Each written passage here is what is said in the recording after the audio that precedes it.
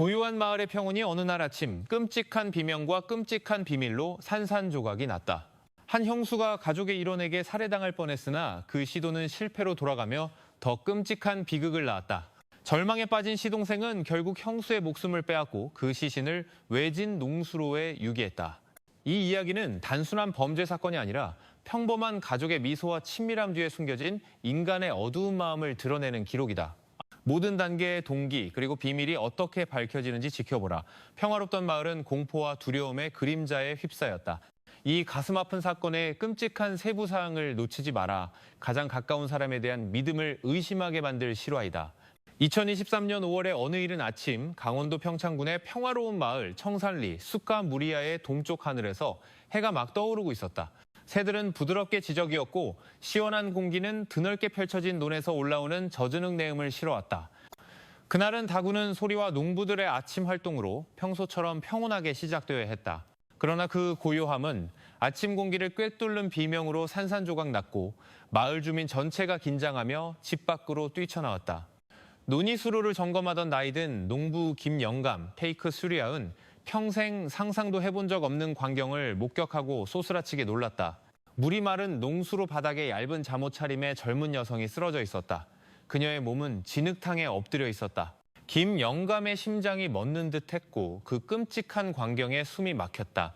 머지않아 그 소식은 마른 풀에 불이 붙듯 순식간에 퍼져나갔다. 주민들이 수로 주변에 모여들기 시작했고 그들의 얼굴은 창백하게 변했다. 공포와 호기심이 뒤섞인 표정이었다.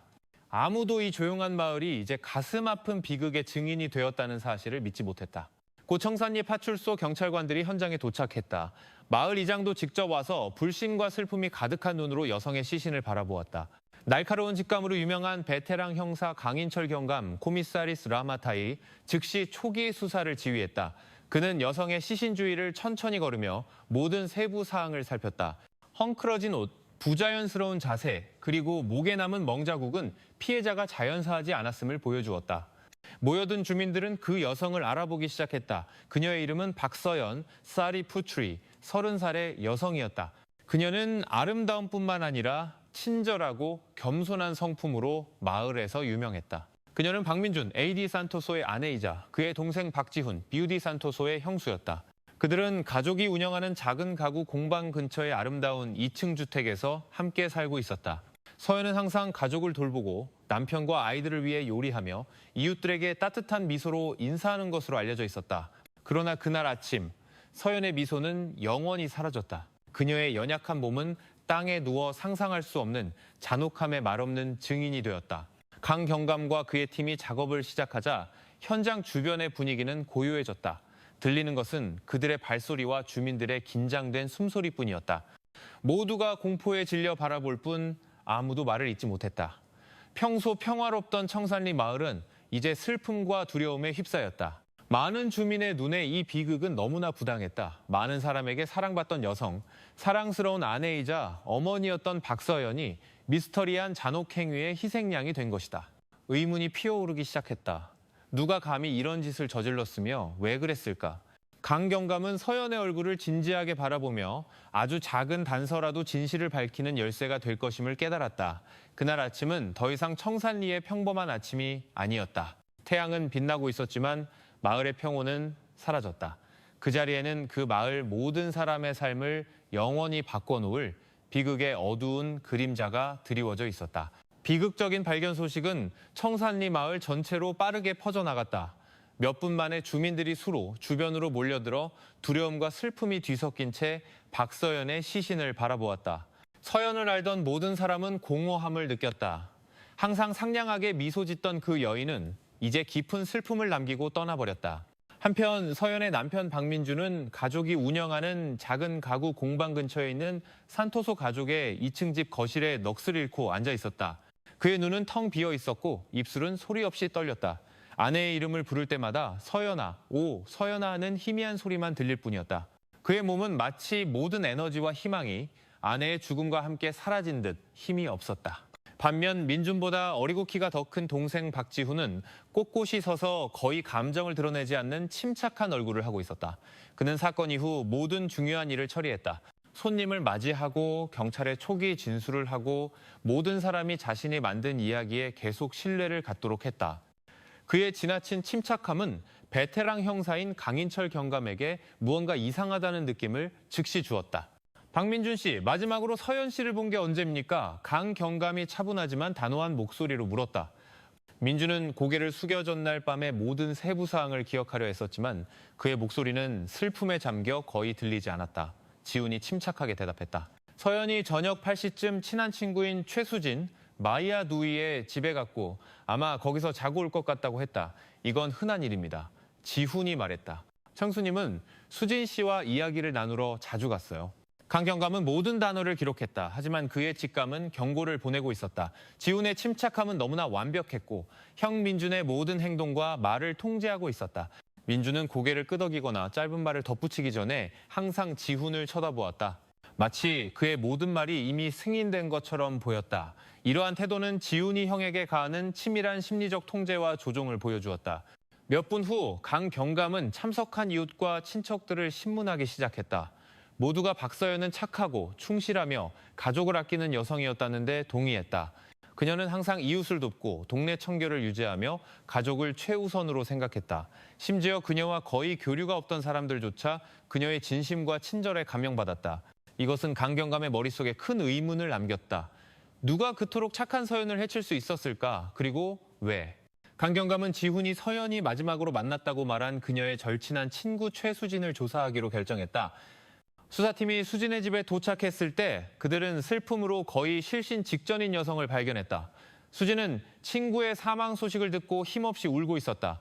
어젯밤 서연이 그녀의 집에 왔었는지 묻자 수진은 단호하게 부인했다. 아니요, 서연이는 오지 않았어요. 저는 집에 혼자 있었어요. 그날 밤 남편과 아이를 위해 요리할 거라고 했어요. 여기서 자고 갈 리가 없어요. 이 사실은 강 경감에게 청천벽력과 같았다. 지훈과 민준의 진술은 거짓으로 판명되었다. 그들은 무언가를 숨기기 위해 의도적으로 거짓 알리바이를 만들었다. 강 경감의 직감은 이 미스터리의 열쇠가 산토소 가족의 집 안에 있다는 것을 확신시켜 주었다. 두 형제 사이의 역학관계는 더 이상 아내와 형수를 잃은 슬픔의 문제가 아니었다. 지훈의 미소와 침착함 뒤에는 어둡고 숨겨진 무언가가 있었다. 민준은 의자에 꼼짝 않고 앉아 있었다. 혼란스럽고 두려워 무슨 말을 해야 할지 몰랐다. 강 경감은 그를 부드럽지만 단호하게 바라보며 이 남자가 동생의 조종에 희생되었을 수 있음을 이해했다. 반면 지훈은 흔들리지 않는 것처럼 보였다. 마치 그가 만든 통제의 벽을 아무도 뚫을 수 없는 듯했다. 강 경감은 한 가지 중요한 점을 기록했다. 서연은 착하고 충실하며 사랑이 넘치는 여성으로 알려졌지만 가장 큰 위험은 종종 가장 가까운 사람에게서 온다는 것을, 화목해 보이는 가족의 겉모습 뒤에는 밝혀지기를 기다리는 어두운 비밀이 있었다. 지훈의 모든 움직임, 그가 내뱉는 모든 말에는 무서운 진실의 단서가 숨어 있었다. 한편 산토소 가족의 집 분위기를 지켜보던 마을 주민들은 다른 종류의 긴장감을 느꼈다. 슬픔도 있었지만 불확실성도 있었다. 그들은 절망에 빠진 민준과 통제된 지훈 사이의 현저한 차이를 보았고 그것은 호기심과 불안감을 자아냈다. 평소 평화롭던 마을은 이제 억눌린 느낌이 들었다. 마치 서서히 드러나기 시작한 미스터리의 해답을 기다리는 것 같았다. 그날 아침 태양은 계속 떠올라 청산리를 비췄다.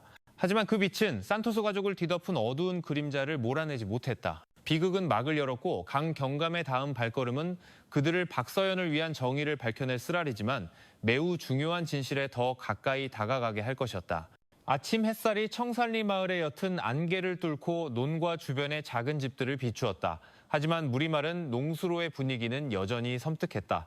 산토소 가족의 집에서 약 300m 떨어진 곳, 박서연의 시신이 진흙 속에 엎드려 있었다. 그녀의 얇은 잠옷은 헝클어져 있었다. 시원한 아침 공기도 그 광경을 목격한 경찰관과 주민들을 사로잡은 공포를 지우지 못했다. 강인철 경감은 고개를 숙여 서연의 시신을 구석구석 살폈다. 목에는 선명한 멍이 있었는데 이는 교살의 흔적이었고 손과 무릎은 긁힌 상처로 가득했다. 피해자가 범인과 격렬하게 싸웠음을 보여주었다. 서연의 찢어진 옷과 부자연스러운 자세는 이 죽음이 자연사가 아니라는 추정을 뒷받침했다. 강 경감은 수로 주변을 천천히 걸으며 쓸린 진흙, 흩어진 발자국, 그리고 서연의 것이 아닌 작은 핏자국을 주의 깊게 살폈다. 이 모든 것이 수사의 중요한 단서가 되었다. 가장 눈에 띄는 것은 서연의 장신구가 그대로 남아있다는 점이었다. 반지, 팔찌, 금목걸이 등 도난의 흔적은 없었다. 이를 통해 강 경감은 범인의 동기가 물질적인 것이 아니라 피해자와 더 개인적이고 가까운 관계에 있는 무언가임을 확신했다. 과학수사팀이 작업을 시작했다. 여러 지점에서 샘플을 수집했다. 서연의 손톱 및 진흙, 찢어진 옷의 옷감 조각, 그리고 시신 주변의 핏자국. 이 모든 것은 범인의 DNA나 다른 물리적 흔적을 찾기 위해 실험실에서 분석될 예정이었다. 강 경감은 꼼꼼하게 기록하며 피해자가 마지막 저항 속에서 범인의 신원을 밝힐 수 있는 귀중한 증거를 남겼다는 것을 깨달았다. 시신 전체와 주변 환경의 상세한 사진이 촬영되었다. 모든 각도, 진흙의 질감, 시신의 위치가 세심하게 기록되었다. 빠르고 불규칙하게 움직인 것으로 보이는 몇 개의 발자국이 있었는데 이는 범인이 서연의 시신을 수로에 버리기 전에 물리적 저항에 부딪혔을 가능성을 시사했다. 초기 분석에 따르면 시신은 흔적을 감추기 위해 의도적으로 수로로 옮겨져 놓인 것으로 보였다. 초기 검사에 따르면 서연의 사망 시간은 전날 밤 10시에서 11시 사이로 추정되었다. 위가 거의 비어있는 상태는 피해자가 사건 전에 식사를 하지 않았음을 보여주었다. 이는 그녀가 보통 집에서 보내는 저녁 습관과 일치했다. 오른손, 특히 검지와 중지에 있는 핥힌 자국은 피해자가 마지막 순간까지 저항했음을 명확히 보여주었다. 이것은 범인의 DNA나 피부 조직이 손톱 밑에 남아있을 수 있어 지울 수 없는 증거가 될 수 있다는 점에서 중요한 단서가 되었다.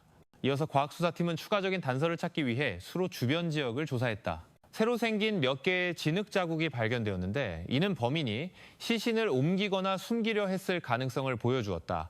성폭행이나 강도의 흔적은 없었다.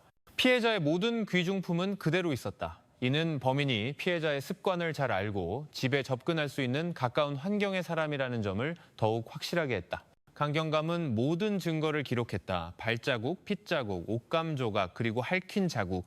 각 지점은 풀어야 할 퍼즐의 한 조각이 되었다. 피해자의 시신은 마지막 저항을 통해 범인을 밝혀줄 소리 없는 메시지를 남겼다. 아침 공기는 여전히 고요했다. 들리는 것은 경찰관들의 발소리와 논의 바람 소리뿐이었다. 수로와 그 진흙은 마치 일어난 잔혹 행위의 말없는 증인인 듯했다. 강 경감은 매 순간이 중요하며 채취된 모든 샘플이 다음 수사 단계를 결정할 것임을 깨달았다.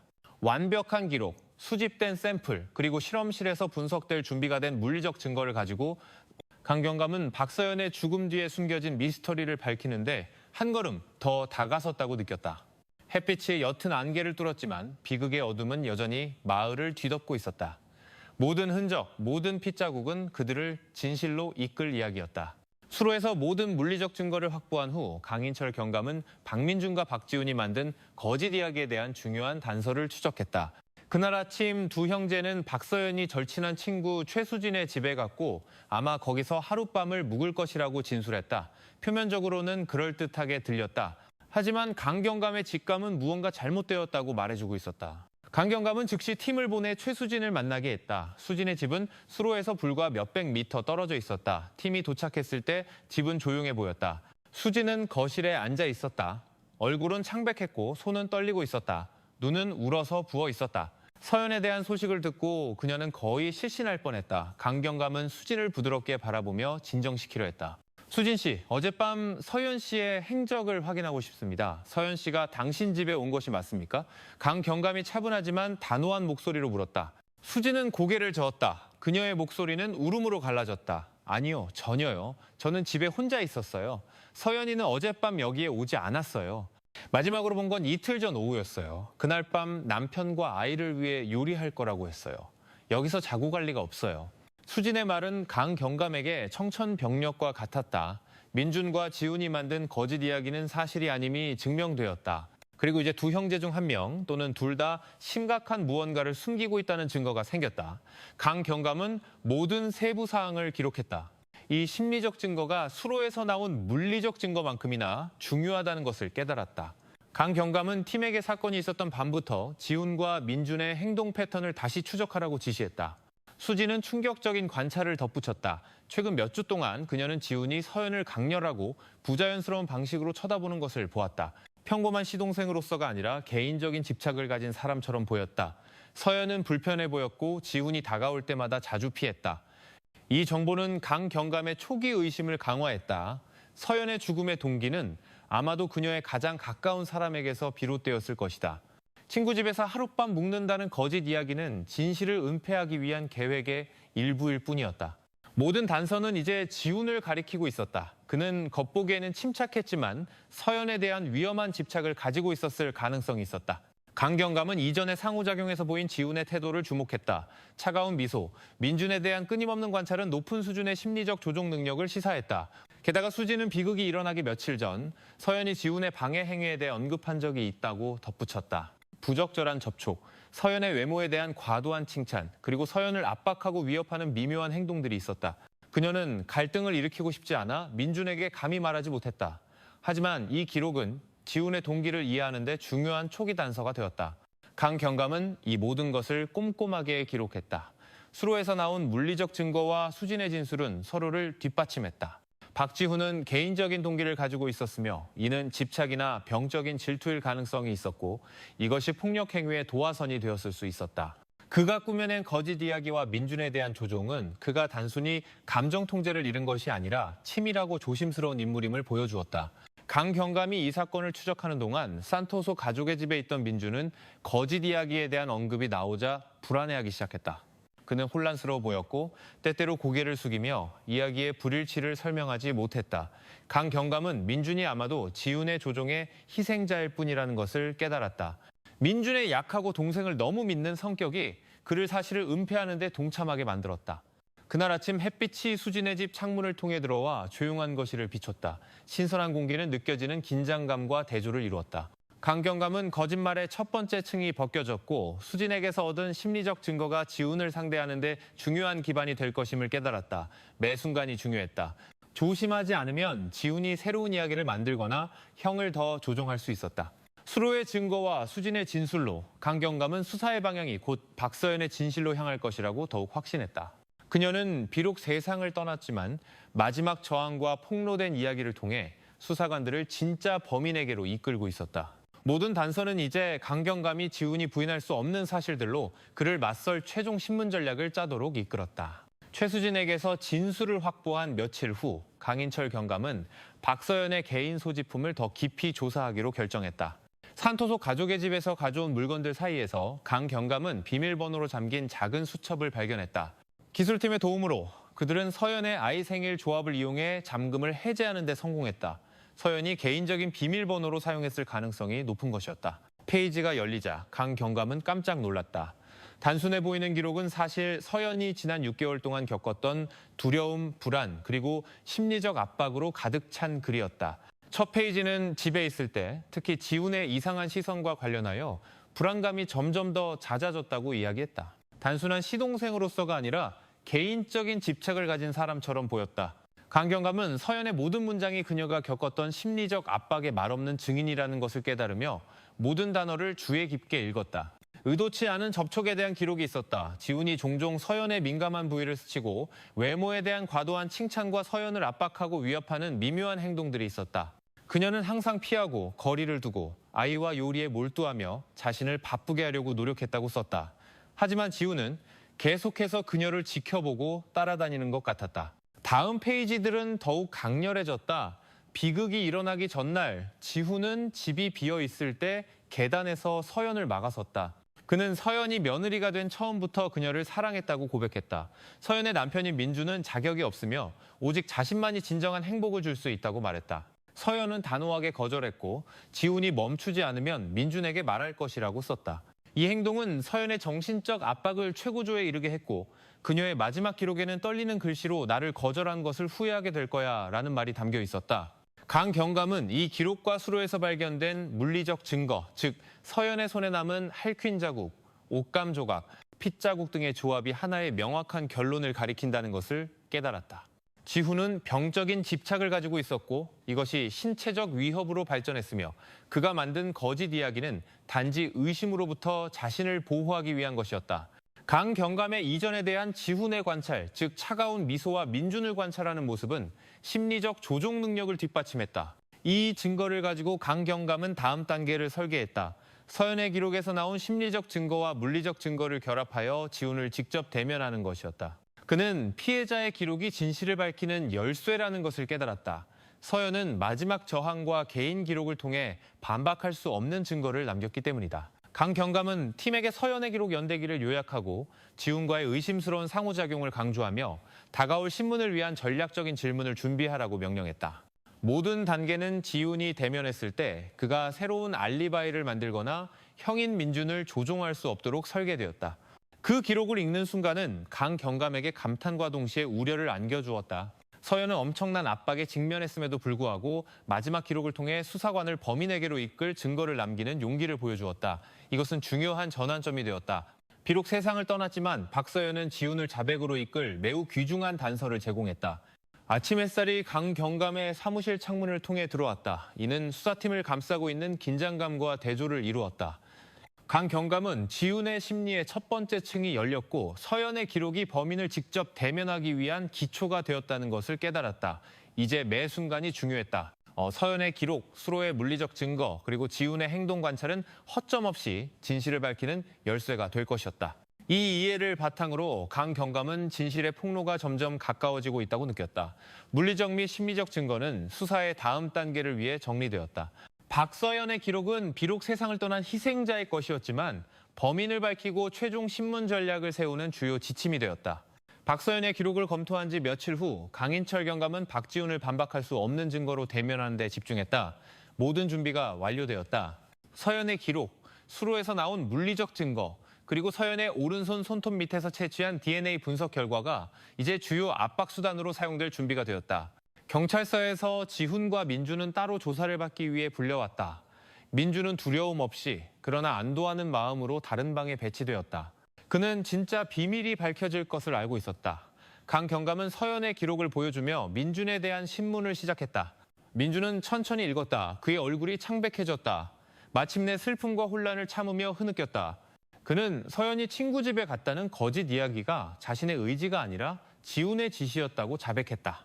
한편 지훈은 다른 신문실에 앉아 침착하고 자신감 있는 모습을 보였다.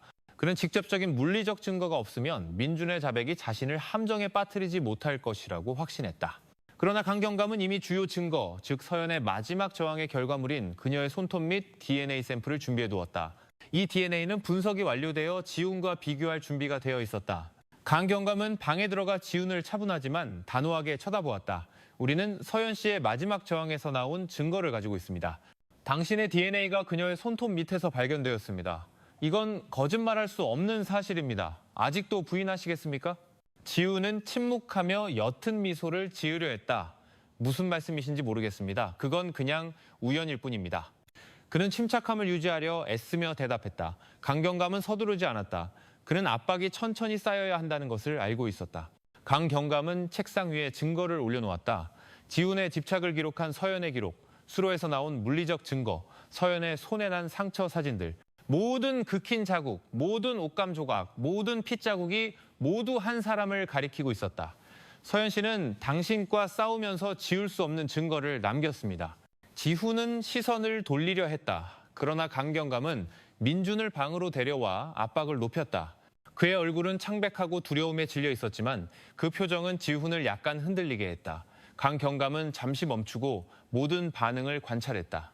민준 씨는 이미 진실을 말했습니다. 서연 씨가 친구 집에 갔다는 이야기는 단지 당신의 지시였을 뿐입니다. 지훈 씨, 이제 모두가 압니다.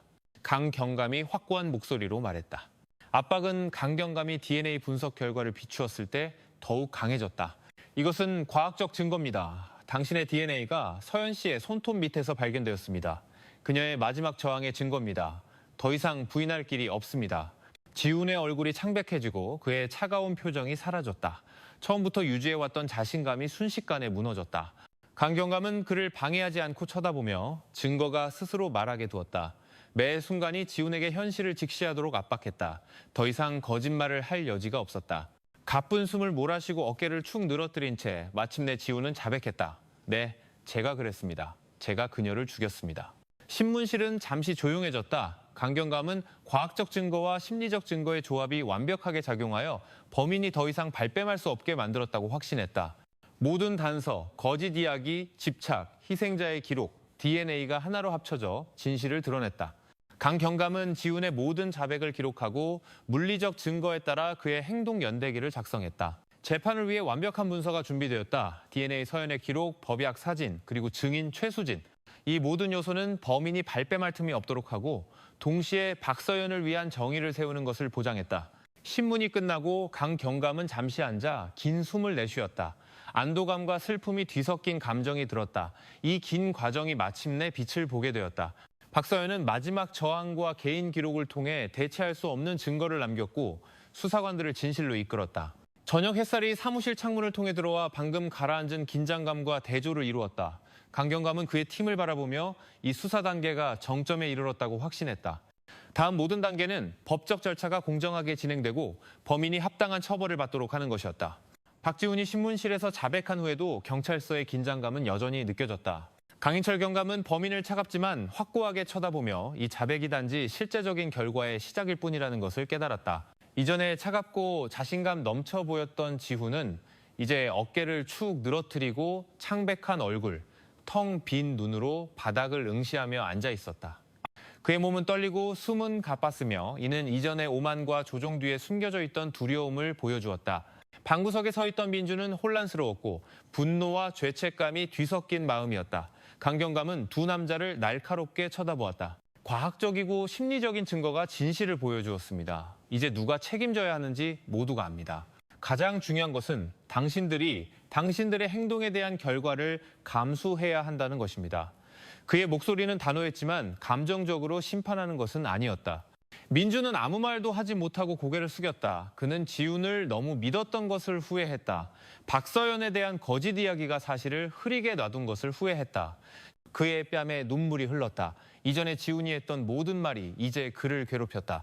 어떻게 그가 동생의 명령에 복종하여 거짓 알리바이를 만들었는지, 그동안 그의 아내 서연은 그가 믿어야 할 사람의 손에 고통받고 결국 죽었는지. 강 경감은 잠시 침묵을 지키며 민준이 짊어져야 할 감정적 부담을 온전히 느끼게 했다. 당신도 그 거짓말에 동참했습니다. 강 경감이 말했다. 하지만 이것은 당신을 직접적으로 처벌하기 위한 것이 아닙니다. 당신은 사실을 은폐한 사람으로서 법의 심판을 받겠지만 주범은 아닙니다.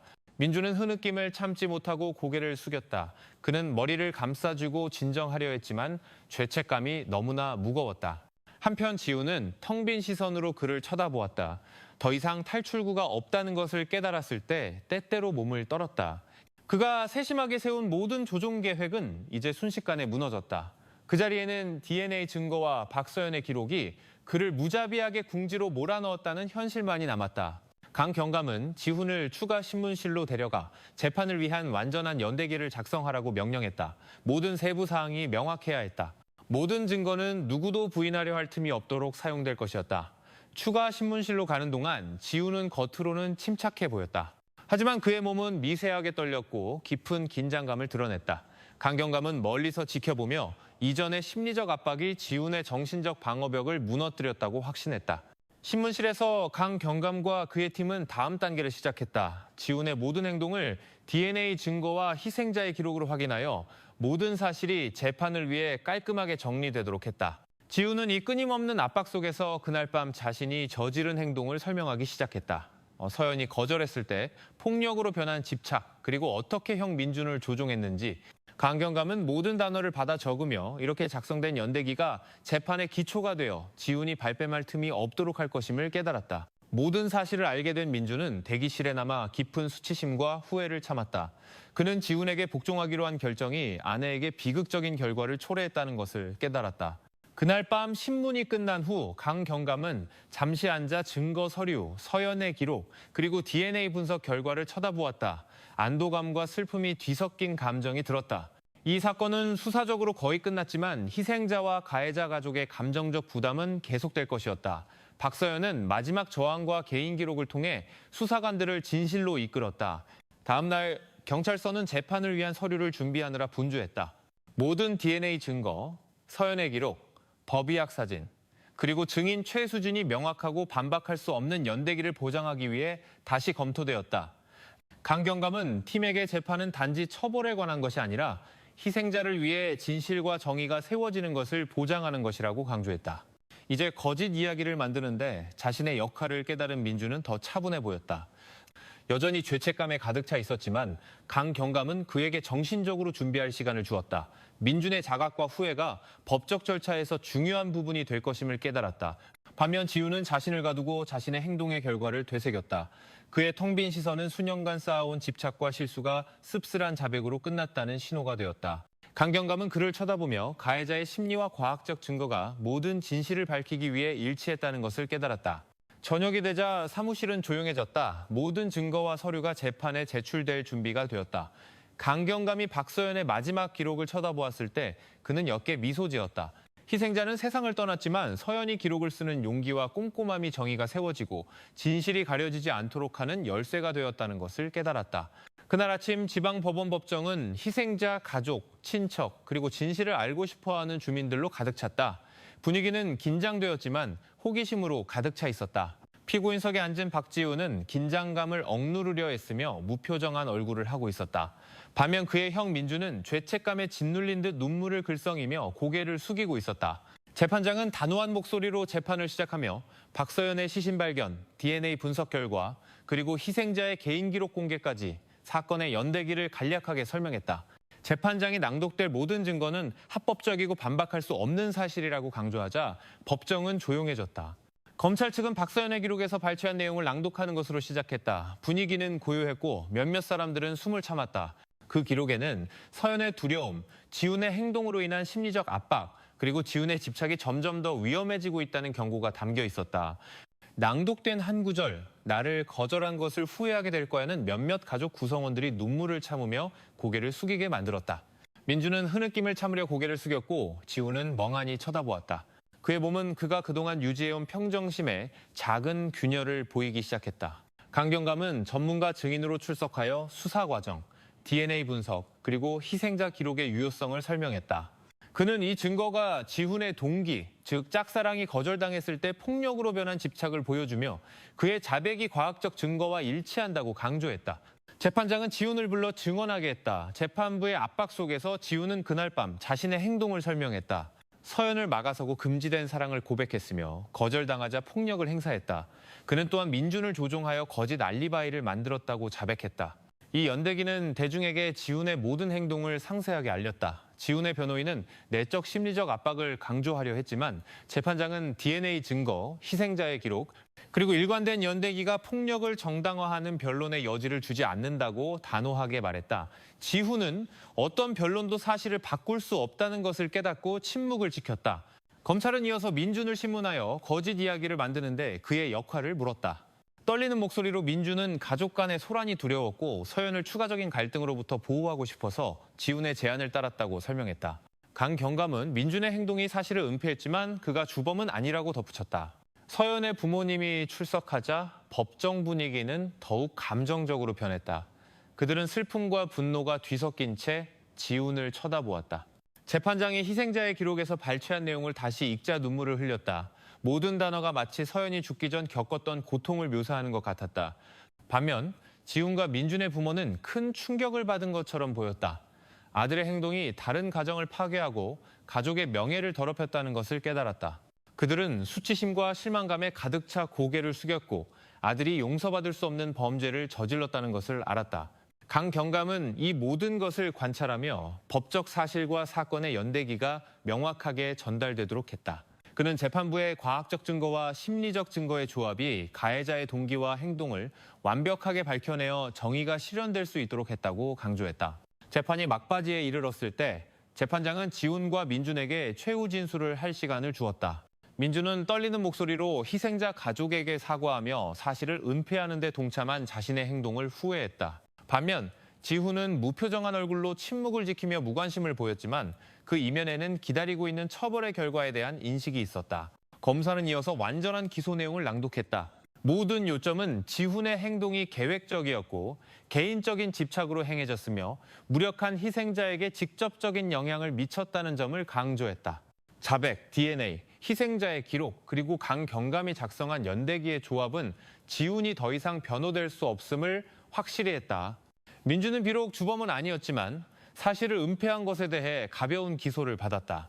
강경감은 이것이 모든 당사자에게 정직이 위기 상황에 대처하는 열쇠이며 조작은 좋은 의도라 할지라도 비극을 악화시킬 수 있다는 교훈이 되었다고 기록했다. 재판장이 그날의 재판을 마감하자 법정은 조용해졌다. 모든 증거가 공개되었고 증인들은 증언했으며 완전한 연대기가 작성되었다. 희생자와 가해자 가족은 침묵 속에서 서로를 바라보았다. 그들의 삶이 영원히 변했다는 것을 깨달았다. 저녁이 되자 경찰서는 다시 조용해졌다. 모든 서류와 증거가 법원 판결 준비를 위해 준비되었다. 강경감은 박서연의 마지막 기록을 쳐다보며 옅게 미소 지었지만 슬픔이 가득했다. 그는 희생자는 세상을 떠났지만 서연이 기록을 쓰는 용기와 꼼꼼함이 정의가 세워지고 진실이 가려지지 않도록 하는 열쇠가 되었다는 것을 깨달았다.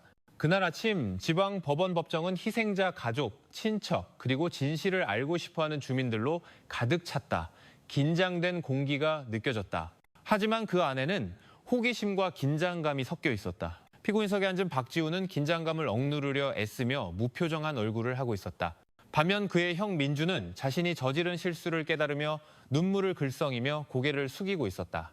재판장은 단호한 목소리로 재판을 시작하며 오늘 최종 판결이 선고되어 긴 사실, 규명 과정이 끝날 것이라고 강조했다. 모든 DNA 증거, 서연의 기록, 범죄 행위의 연대기, 그리고 전문가 증인의 증언이 신중하게 검토되었다. 재판장은 판결을 낭독하기 시작했다. 박지우는 계획 살인 혐의로 유죄 판결을 받았다. 잔인한 행위와 강력한 개인적 동기를 고려하여 그에 상응하는 형이 선고되었다. 이는 지훈의 행동이 용납될 수 없으며 사회의 교훈이 되어야 함을 강조했다. 지훈은 겉으로는 침착했지만 때때로 바닥을 쳐다보며 그동안 그가 쌓아온 모든 조작과 집착이 피할 수 없는 처벌로 끝났다는 것을 깨달았다. 민주는 비록 주범은 아니었지만 사실을 은폐한 것에 대해 가벼운 처벌을 받았으나 재판 과정에서 정직하게 임하고 깊은 후회를 보인 점이 감형 사유가 되었다. 재판장이 이 판결을 낭독하자 민주는 고개를 숙이고 긴 한숨을 내쉬며 눈물을 흘렸다. 안도감을 느꼈지만 평생의 후회를 짊어지게 되었다. 박서연의 부모님은 앞줄에 앉아 흐느낌을 참으며 세상을 떠난 딸을 생각했다. 정의는 실현되었지만 서연을 잃은 상실감은 여전히 그들의 마음에 상처로 남았다. 그들은 범인이 처벌받았다는 것에 안도했지만 슬픔은 쉽게 사라지지 않았다. 반면 지훈과 민준의 부모는 큰 충격을 받아 수치심과 실망감에 가득 차 있었다. 그들은 고개를 숙이며 아들의 실수가 다른 가정을 파괴하고 자신들의 가문의 명예를 더럽혔다는 것을 이해했다. 그럼에도 불구하고 그들은 이 쓰라린 현실을 깊은 후회와 성찰로 받아들였다. 재판장이 재판을 마감하자 법정은 조용해졌다. 모든 증거와 자백이 낭독되었다. 증인들은 증언했고 완전한 연대기가 작성되었다. 희생자와 가해자 가족은 침묵 속에서 서로를 바라보며 그들의 삶이 영원히 변했다는 것을 깨달았다. 재판이 끝난 후 경찰서는 다시 조용해졌다. 모든 서류와 증거가 법원 기록 보관을 위해 준비되었다. 강 경감은 건물 밖에 서서 저녁 하늘을 바라보았다. 이 사건은 법적으로 끝났지만 희생자와 가해자 가족의 감정적 부담은 여전히 남아있을 것임을 깨달았다. 하지만 박서연이 기록을 쓰고 끝까지 저항한 용기는 진실과 정의가 실현되도록 했고 모든 당사자에게 깊은 도덕적 교훈을 남겼다. 산토소와 서연 가족의 이야기는 쓰라리게 끝났지만 중요한 메시지를 남겼다. 정직, 위험한 집착에 대한 경계, 그리고 약한 가족 구성원에 대한 보호가 유사한 비극을 막는 열쇠라는 것이다. 박서연은 세상을 떠났을지 모르지만 그녀의 용기는 범인이 정의를 피하지 못하게 했고 참석한 모든 이에게 귀중한 도덕적 유산을 남겼다. 재판이 끝난 지 몇 주 후 청산리 마을은 여전히 깊은 긴장감을 간직하고 있었다. 박서연 살인 사건은 모든 가정과 찻집의 주요 화제가 되었다. 모두가 자신들의 공동체를 뒤흔든 비극에 대해 이야기했다. 한 남자가 위험한 집착 때문에 가족 구성원을 살해하고 다른 가족에 대한 조작이 어떻게 비극을 악화시켰는지에 대해 이야기했다. 박지우는 이제 교도소에서 형을 살고 있었다. 그의 집착과 병적인 행동에 대한 소문은 가족들에게 경고가 되었다. 사람들은 가장 가까운 사람을 신뢰하는 데 더 신중해졌고 가족 관계에서 경계를 지키는 것의 중요성을 강조하며 비극으로 이어질 수 있는 집착적인 행동의 징후를 인식하기 시작했다. 비록 가벼운 처벌을 받았지만 민주는 심각한 심리적 압박에 직면했다. 그는 매일 아침 진실을 은폐하기로 한 결정이 비극을 악화시켰다는 것을 깨달았다. 그의 마음속에는 깊은 후회가 자리 잡았고 도덕적 책임이 물리적 처벌보다 더 무거울 수 있다는 것을 깨달았다. 사소해 보이는 작은 실수가 치명적인 결과를 초래할 수 있다는 교훈을 평생 잊지 못할 것이다. 서연의 가족 집에는 여전히 슬픔이 감돌았다. 서연의 부모는 딸이 세상을 떠났다는 현실을 받아들이려 애썼다. 하지만 범인이 처벌받았다는 것에 안도하기도 했다. 서연의 모든 유품은 삶의 취약성, 정직의 중요성, 그리고 가족 내 신뢰에 대한 상기시켜 주는 것이 되었다. 서연의 기억을 기리기 위해 그들은 마을의 젊은 여성들이 학대와 협박을 더 용감하게 신고할 수 있도록 지원하는 작은 프로젝트를 시작했다. 산토소 가족의 가구 공방은 큰 타격을 입었다. 비극 이후 많은 고객들이 평판과 사업의 안정성을 우려하여 계약을 철회했다. 민주는 공방을 관리하려 애썼지만 심리적 압박과 사회적 낙인이 큰 도전이 되었다. 이웃들은 동정심과 걱정스러운 마음으로 이 변화를 지켜보며 개인적인 비극이 가족의 경제 생활에 광범위한 영향을 미칠 수 있음을 깨달았다. 수사관으로서 강 경감은 희생자 가족을 계속 지원하며 심리적 지원을 제공하고 법적 보호를 받도록 했다. 그는 또한 심리적 인식의 중요성과 가정폭력 예방에 대한 지역사회 세미나에 참여하여 서연의 사건을 마을 주민들의 인식을 불러일으키는 실제 사례로 사용했다. 모든 슬픔 속에서 명확한 도덕적 교훈이 나타났다. 통제되지 않는 집착은 가정을 파괴할 수 있으며 가족 내 정직과 소통이 유사한 비극을 막는 열쇠라는 것이다. 아이들, 청소년 그리고 성인들은 조종적인 행동을 인식하고 전문적인 도움을 구하며 문제가 악화되기 전에 신고하도록 교육받았다. 민주는 성찰 일지를 쓰기 시작하여 후회와 자기 성찰을 쏟아냈다. 각 페이지는 실수를 이해하고 삶을 개선하며 도덕적 책임을 피할 수 없다는 것을 깨닫기 위한 노력이었다. 서연의 부모 또한 딸의 기억을 영원히 간직하며 서연의 용기가 다음 세대에게 영감이 되기를 바랐다. 시간이 지나면서 마을 주민들은 서서히 현실을 받아들였다. 이 사건에 대한 논의는 사회적 성찰로 바뀌었다. 어떻게 가족 내에서 경계를 지키고 위험 신호를 인식하며 희생자를 심리적으로 지원할 것인가? 서연의 사건은 사회가 전통적인 가치, 신뢰, 그리고 타인에 대한 배려를 재평가하게 만드는 거울이 되었다. 고요한 밤, 민주는 조용한 공방 앞에 앉아 지훈과 서연의 작업 도구들을 바라보았다. 마음속으로 그는 자신의 삶을 개선하고 가족의 명예를 지키며 같은 비극이 다시는 일어나지 않도록 하겠다고 다짐했다. 이 사건은 깊은 교훈을 남겼다. 정의는 실현되었고 진실은 밝혀졌으며 도덕적 가치는 다음 세대에게 계승되었다. 재판이 끝난 지 몇 달 후 청산리 마을은 비극의 그림자에서 서서히 회복되고 있었다. 박서연의 이야기는 여전히 주민들의 마음속에 남아 있었다. 하지만 긍정적인 영향이 나타나기 시작했다. 많은 사람들이 통제되지 않는 집착의 위험성과 가족 내 경계의 중요성에 대해 배웠다. 서연의 가족은 비록 서연을 잃었지만 서서히 삶을 다시 꾸려나갔다. 그들은 조카들에게 용기, 정직, 그리고 위협에 직면했을 때 목소리를 내는 것의 중요성을 교육하는 데 집중했다. 서연의 기억은 그녀가 남긴 소박한 물건들을 통해 영원히 간직되었고 삶이 얼마나 취약하며 진실은 항상 지켜져야 한다는 것을 상기시켜 주었다. 반면 산토소 가족은 큰 도전에 직면했다. 사회적 낙인으로 인해 한동안 문을 닫았던 가구 공방은 민준에 의해 서서히 다시 살아나고 있었다. 그는 과거의 실수에 대한 깊은 후회를 안고 가족과 사업의 명성을 회복하려 했었다. 이 과정은 도덕적 책임과 가족의 명예가 최우선 과제임을 강조했다. 마을 주민들은 집단적인 인식을 구축하기 시작했다. 찻집, 학교, 그리고 지역 사회 모임에서의 논의는 건강한 관계 교육, 집착이나 폭력의 징후 인식, 그리고 취약한 가족 구성원 보호에 초점을 맞췄다. 박서연의 이야기는 사회가 전통적인 가치, 신뢰, 그리고 타인에 대한 배려에 대한 관점을 바꾸는 전환점이 되었다. 민주는 사회 활동을 통해 죄책감을 해소했다. 그는 마을의 젊은 여성들이 학대나 협박을 용감하게 신고하도록 돕는 동시에 주민들이 심리적 문제에 대해 공개적으로 논의하도록 장려했다. 그렇게 함으로써 그는 과거의 실수를 바로잡고 지역사회에 긍정적인 영향을 미치려 노력했다. 사건의 주요 수사관이었던 강 경감은 희생자 가족 및 마을 주민들과 계속 연락을 유지했다.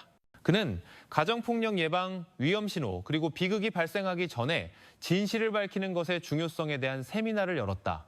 그의 존재는 법, 과학, 그리고 도덕적 인식이 사회를 보호하기 위해 함께 작동한다는 것을 확인시켜 주었다.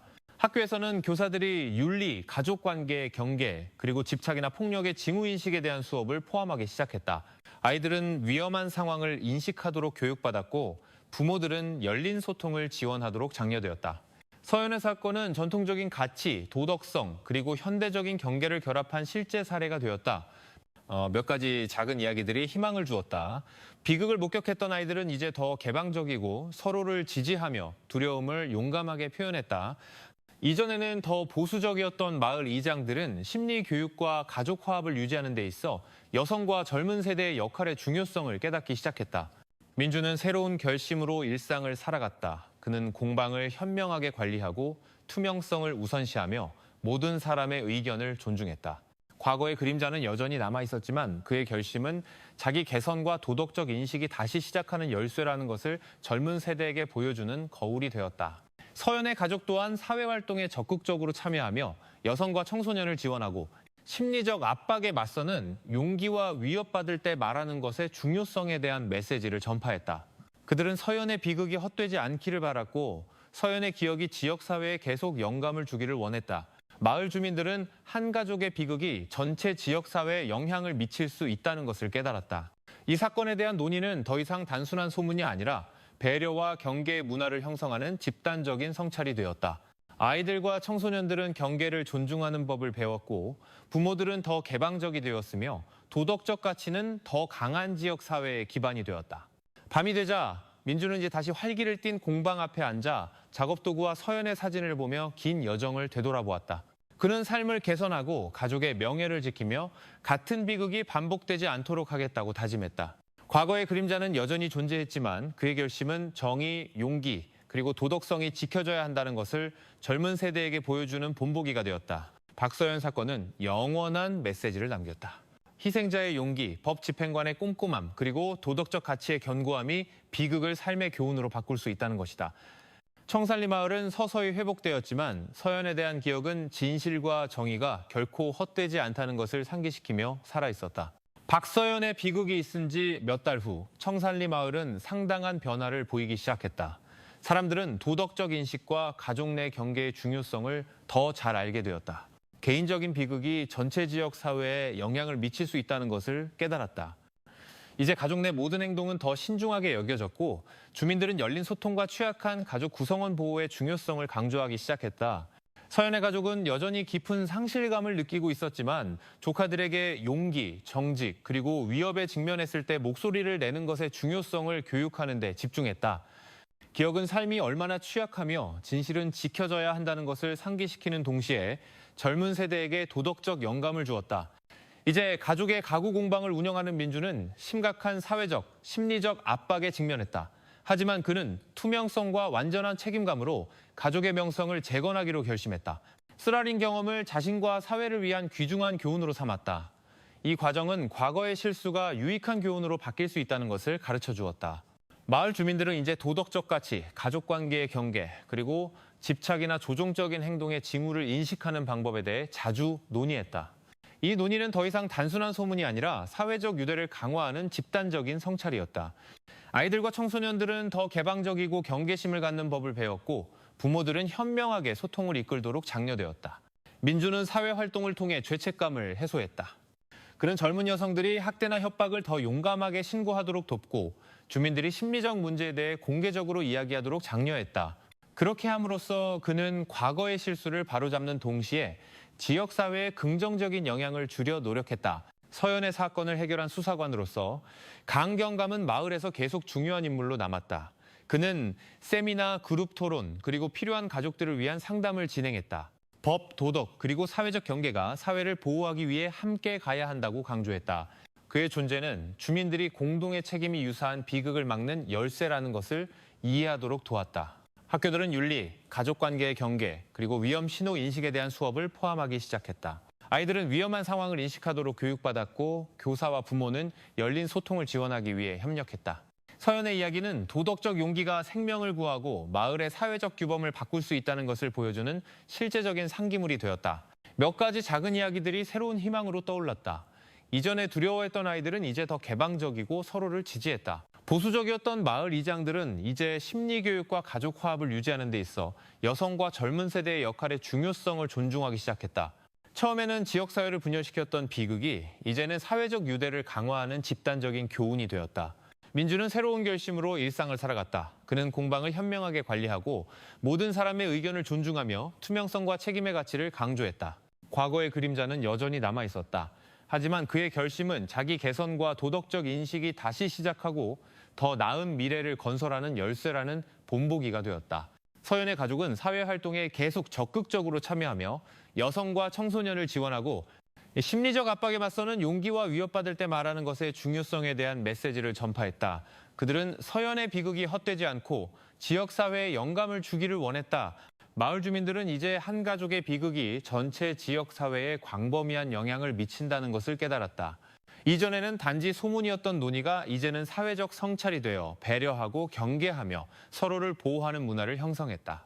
아이들과 청소년들은 경계를 존중하는 법을 배웠고 부모들은 더 개방적이 되었으며 도덕적 가치는 더 강한 마을의 기초가 되었다. 고요한 밤, 민주는 다시 활기를 띤 가구 공방을 바라보며 마을과 가족의 긴 여정을 생각했다. 그는 실수는 지울 수 없지만 그 영향은 많은 사람들에게 유익한 삶의 교훈으로 바뀔 수 있다는 것을 깨달았다.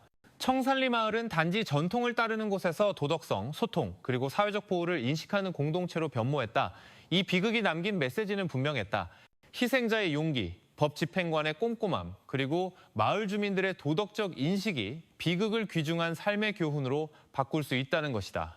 박서연의 기억은 비극적인 그림자로서가 아니라 젊은 세대에게 정의와 진실을 지키도록 영감을 주는 용기와 도덕의 상징으로서 살아있다. 청산리 마을을 뒤흔든 비극이 있은 지 몇 달 후 서연과 산토소 가족의 삶은 서서히 새로운 리듬을 찾기 시작했다. 시간이 흘렀음에도 불구하고 박서연에 대한 기억은 모든 결정에서 정직, 용기, 그리고 도덕적 책임의 중요성을 상기시키는 것으로 남아있었다. 이제 가족의 가구 공방을 이끄는 민주는 비극에 간접적으로 연루된 것에 대한 심리적 부담을 계속 짊어졌다. 매일 그는 투명하게 사업을 운영하고 젊은 직원들에게 윤리, 책임, 그리고 가족의 명예를 지키는 것에 대해 교육하는 등 구체적인 행동으로 과거의 실수를 바로잡으려 노력했다.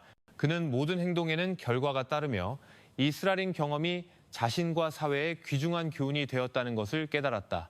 서연의 가족은 여전히 슬퍼했지만 조카들에게 도덕적 용기, 열린 소통, 그리고 위협에 직면했을 때 말하는 것의 중요성을 교육하는 데 집중했다. 서연의 기억은 삶이 얼마나 취약하며 작은 행동이 큰 영향을 미칠 수 있다는 것을 상기시키는 것이 되었다.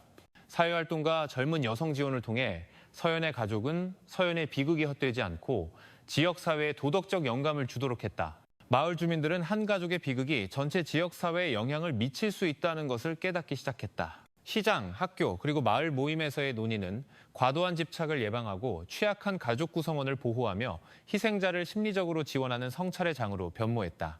아이들과 청소년들은 더 개방적이고 서로를 지지하며 경계심을 갖는 법을 배웠다. 부모들은 심리교육의 중요성을 더 잘 이해하게 되었고 마을의 사회적 규범은 전통을 무시하지 않으면서도 도덕적 인식과 공동의 책임을 강조하기 시작했다. 서연 사건의 수사관이었던 강경감은 계속해서 중요한 역할을 했다. 그는 필요한 가족들을 위해 세미나, 그룹 토론, 그리고 상담을 이끌었다. 그의 존재는 법과 도덕이 함께 가야 하며 사회가 가족의 안전과 조화를 유지하는 데 적극적인 역할을 해야 한다는 것을 강조했다. 시간이 지나면서 마을 공동체는 실질적인 회복의 징후를 보였다. 이전에 두려워했던 아이들은 이제 더 용감하게 자신을 표현하고 서로를 보호했다. 보수적이었던 마을 이장들은 이제 심리 교육과 가족 화합을 유지하는 데 있어 여성과 젊은 세대의 역할을 존중하기 시작했다. 이전에는 공동체를 분열시켰던 비극이 이제는 사회적 유대를 강화하는 집단적인 교훈이 되었다. 민주는 사회 활동을 통해 계속해서 죄책감을 해소했다. 그는 젊은 여성들이 학대나 협박을 용감하게 신고하도록 돕고 주민들이 심리적 문제에 대해 공개적으로 이야기하도록 장려하며 이스라엘 경험을 미래에 유사한 비극을 예방할 수 있는 삶의 교훈으로 만들었다. 고요한 밤, 민주는 가구 공방 앞에 앉아 작업 도구와 서연의 사진을 바라보았다. 그는 마을과 가족의 긴 여정을 되돌아보았다. 실수는 지울 수 없지만 그 영향은 많은 사람들에게 귀중한 교훈으로 바뀔 수 있다는 것을 깨달았다. 청산리 마을은 이제 일상생활에서 도덕 개방성 그리고 책임의 가치를 심기 시작했다. 서연의 가족은 사회활동에 더욱 적극적으로 참여하여 젊은 여성들을 위한 훈련을 조직하고 취약한 아이들을 지원하며 위협받을 때 용감하게 말하는 것이 고귀한 행동이라는 메시지를 전파했다. 이런 식으로 서연의 기억은 도덕, 용기, 그리고 젊은 세대에게 영감을 주는 상징이 되었다.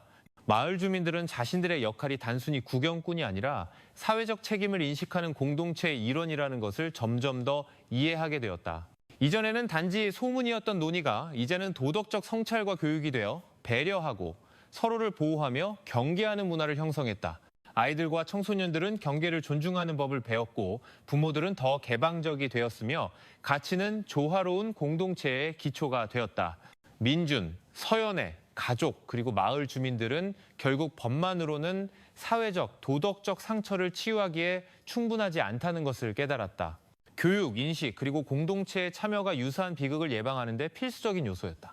청산리 마을은 이제 과거의 실수가 어떻게 정직, 용기 그리고 책임의 가치를 가르치는 귀중한 삶의 교훈으로 바뀔 수 있는지 보여주는 본보기가 되었다. 박서연의 비극이 남긴 메시지는 분명했다.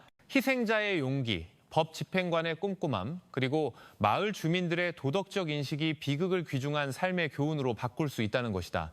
서연의 기억은 비극적인 그림자로서가 아니라 젊은 세대에게 정의, 진실, 그리고 가족의 명예를 지키도록 영감을 주는 용기, 도덕, 그리고 영감의 상징으로서 살아있다. 청산리 마을에서의 그 후의 날들은 서서히 회복되는 평온을 가져왔다. 비록 서연의 비극의 흔적이 여전히 그림자를 남겼지만 마음속에서 서연의 가족과 산토소 가족은 삶이 계속된다는 것을 배웠다. 하지만 그 비극에서 얻은 교훈은 항상 그들의 발걸음을 인도할 것이다. 그들은 용기, 정직, 그리고 도덕적 책임이 결코 무시되어서는 안 될 기초라는 것을 이해했다. 민주는 마을 주민들에게 실제적인 본보기가 되었다. 그는 단지 가구 공방을 잘 운영하는 것뿐만 아니라 윤리, 책임, 그리고 사회적 배려의 모범이 되었다.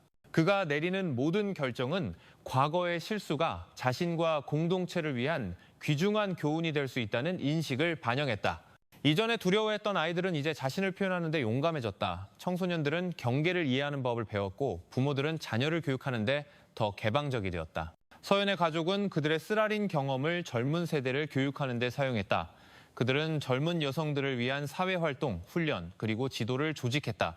불이나 위협에 직면했을 때 말하는 것의 중요성을 강조했다.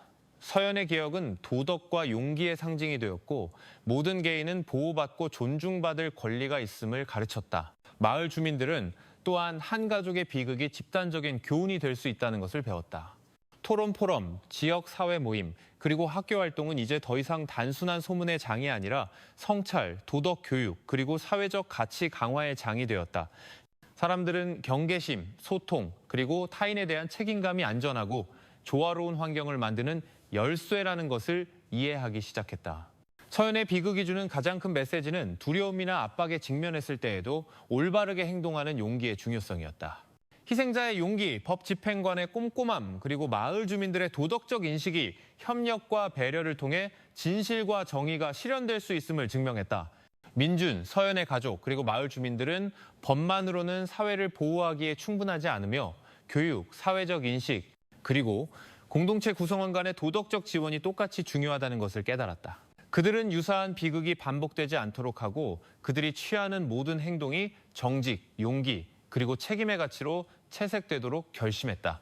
결국 청산리 마을은 회복력, 그리고 도덕적 학습의 상징이 되었다.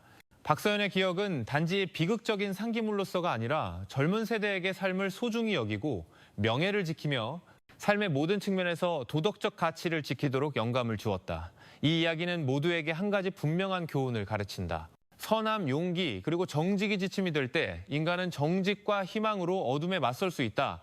서연의 기억은 단순한 슬픔으로서가 아니라 청산리 마을의 모든 개인이 더 현명하고 용감하며 배려심 있는 사람이 되도록 이끄는 빛으로서 살아있다.